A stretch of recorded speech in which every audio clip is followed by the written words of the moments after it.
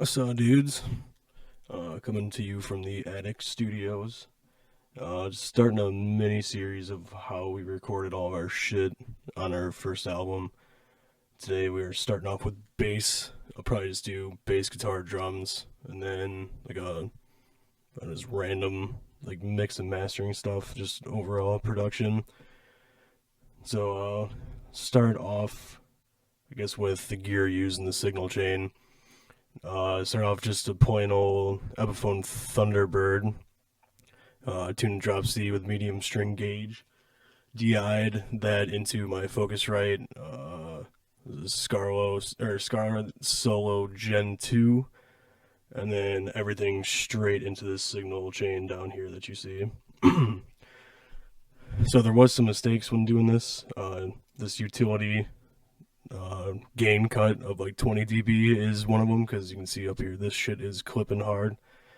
So just did 20, just cut that out to kind of get rid of the clipping and everything. And then going from that, we go into this Bod 64 plugin. It's just Sans Amp clone pretty much. That's where we get all of our tone from.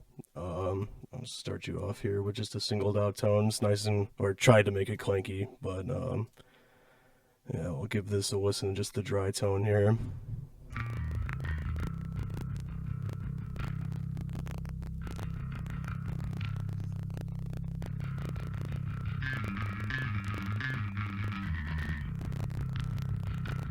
So pretty much use this just to like give it a nice dirty gain on it, and kind of you can see it just kind of boost the lows on it because the DI signal wasn't the greatest out of the Epiphone. So from there, then we just compress the shit out of it. Again, just trying to get it super clanky and spanky, and also take care of some of that clipping. It's kind of hard. Well, I guess we should go over another mistake while doing this.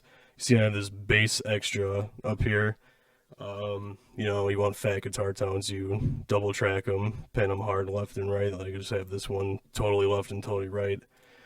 Don't do that with bass. That was a lot of time I could have saved myself. It just sounds like shit when you try to do that with bass. You just want to straight up the middle, give it its own space in the mix.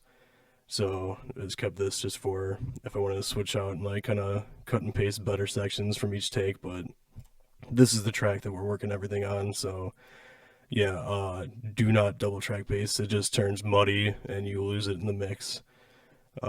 So after the compressor, which we just use, like I said, just to get rid of some of that clipping, and just try to like make it sound a little spankier, because the Epiphone is just super warm.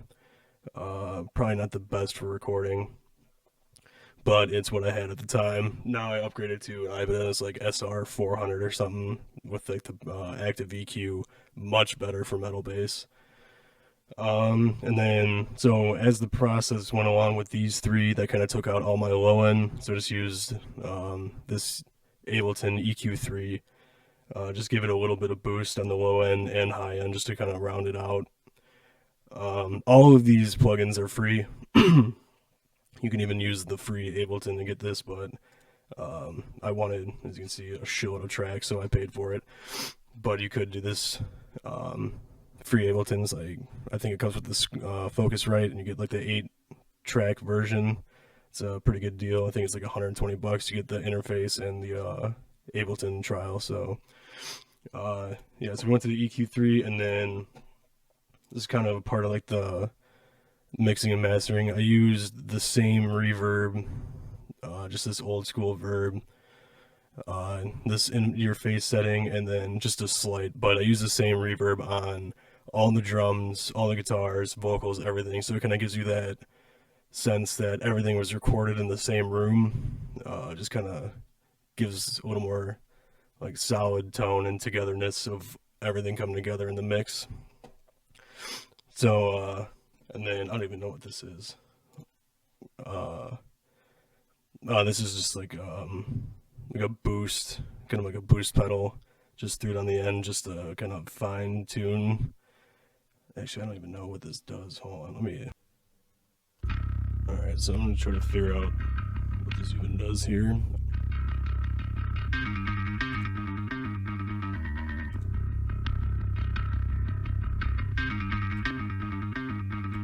Okay, yeah, as you can see, it just kind of brings up brightness and like moves it up into the mix a little bit.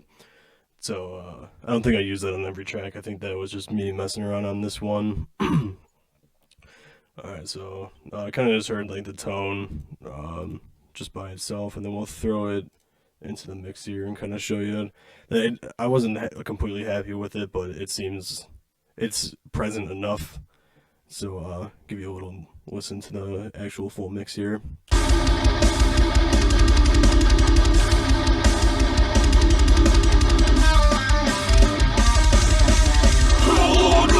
From the stars, the stars, ancient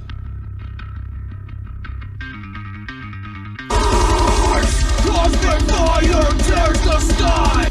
So in here, it's just try to balance between like a heavy low end and kind of like have a high present mids and distortion to kind of match the guitars. I think I was pretty consistent throughout the album. I know I'm just using one song here as like a common example here. I can just go through my mastering notes here. Pretty much did the utility, and I used all the same all the same plugins, except for that exciter one at the end. And then just kind of adjusted the Bod 64 to taste. Probably my favorite plugin that I've downloaded. Highly recommend it. It's just super easy. Just DI, and you can mess with everything here. Kind of give you just a comparison here of what it's doing. So here's with,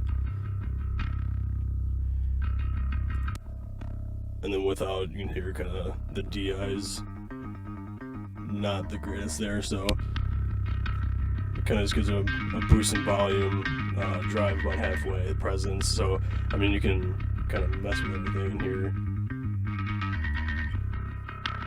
Super dry tones. You can mess with everything like the input-output levels, the actual level on here, the blend. So if you have actually like pretty good DI, you can kind of just throw this on top just to blend it out. Really good clone of the Sans amp. It's free. Probably my favorite one, like I said. So just let that go. And then the last thing with bass, this is kind of like coming into the mastering. I don't know shit about mastering. I'll tell you that right now. So I kept it super simple. Like I said, did like the same type of reverb on everything, and then this one just like a high boost to capture like the hi-hat and ride a little bit more, and then did a low boost here at about 26 hertz, just raise up the kick and the bass a little bit. But other than that, that's pretty much bass. Like I said, it's pretty much the same setup on all the songs, just kind of flavored to taste, or like different riffs need to be more present. Just kind of give a boost in volume or a boost in presence. So next up probably be guitars or vocals. I might just combine those because vocals didn't have a lot going on. But yeah, it'll probably be in a week or so, next weekend. So I'll see you guys then.